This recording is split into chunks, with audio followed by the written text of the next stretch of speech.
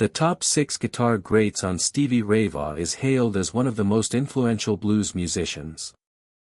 Musicians throughout history, when blues was mostly marginalized in mainstream culture in the 1980s, Vaughan was essential in bringing the genre back to life for a fresh generation of listeners.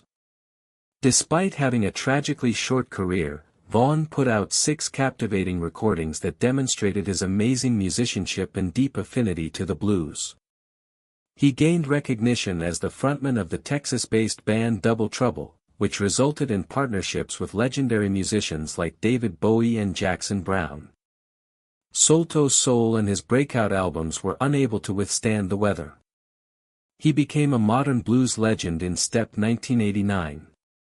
Vaughan revitalized the music landscape with his passionate and emotional rendition of the blues, a genre many thought was dying out, as pop synth-driven music and MTV dominated the charts. Even while his sound was based in tradition, it felt novel, guaranteeing that the blues will always be important.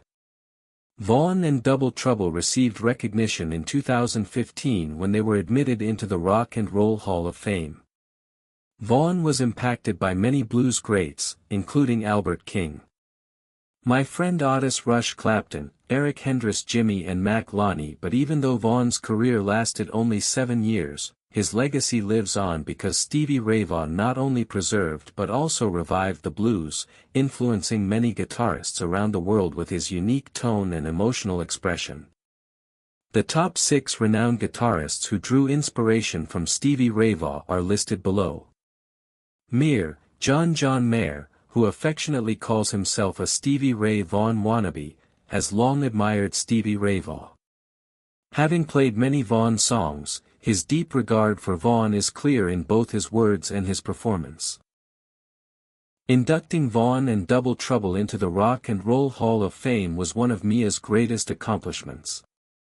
Mia talked on how he first heard the phrase, Texas Flood, and realized it would have a big impact for him during that event. No one else has yet to equal Stevie's playing in terms of intensity. People assume it was all about overdrive, but Stevie's sound was simply loud, not overly distorted, Mayer explains, highlighting that SRV's tone valued volume above distortion. Distortion striking an amplifier differs greatly from volume hitting a microphone. What sets Mia Vaughan apart and continues to impact Mia's own playing is his unadulterated intensity and emotional depth. Jeff Beck, in a 2021 interview with Classic Rock magazine, renowned guitarist Jeff Beck talked about how much he admires Stevie Ray Vaughan and made a compelling analogy to another guitar icon. Beck praised Vaughan, saying that he was one of the few guitarists who, in the context of blues, really captured the essence and fervor of Jimi Hendrix. In my opinion, Stevie Ray Vaughan was the closest person to Hendrix when it came to performing the blues. Beck emphasized Vaughan's extraordinary talent and influence. Regarding Beck, Vaughan was more than simply another outstanding guitarist, he was a powerful force whose music matched the audacious vigor that typified Hendrix. Gary Clark, Jr. Renowned for his unique blend of rock, blues, and funk, Gary Clark Jr. caused a stir in the music business, particularly in 2012 when he played at more festivals than any other performer globally. His explosive flair and unadulterated honesty led to comparisons to legendary performers like Vaughan. Gary highlighted Vaughan's unique qualities in his reflection, pointing out that he had a strong emotional bond with music in addition to technical skill.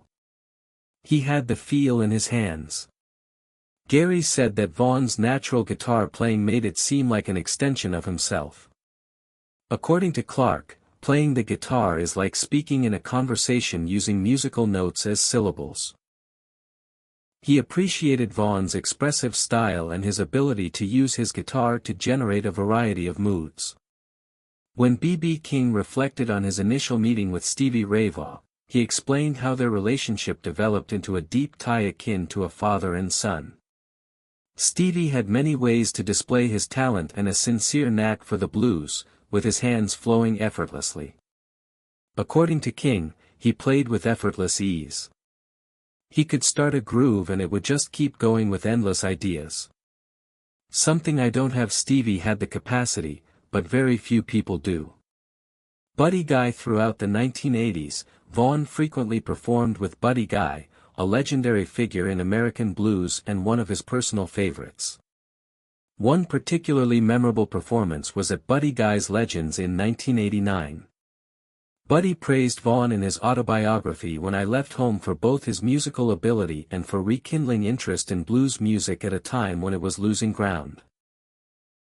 He gave Stevie credit for giving the genre fresh life, while Buddy added a moving detail. Vaughan had stated his desire to work with him on an album just hours before his tragic death. This unfulfilled desire demonstrated how much they both loved and were passionate about the blues. Stevie Ray Vaughan was greatly respected by Albert King, a pioneer of electric blues who popularized the Gibson Flying V guitar and had a gritty sound. Even though he was known for being difficult to impress, Vaughan was one of the few guitarists he publicly liked. The renowned in-session recording, in which King took the lead but let Vaughan's guitar work shine, demonstrated their musical chemistry. Vaughan's Pride and Delight are featured on the audio CD, and his famous Texas Flood is featured on the DVD. As some of their acquaintances pointed out, Albert liked Stevie but didn't care about many people. They were known as Big Albert and Little Stevie because of their close relationship, which was demonstrated both on and off stage when Albert once embraced Vaughan.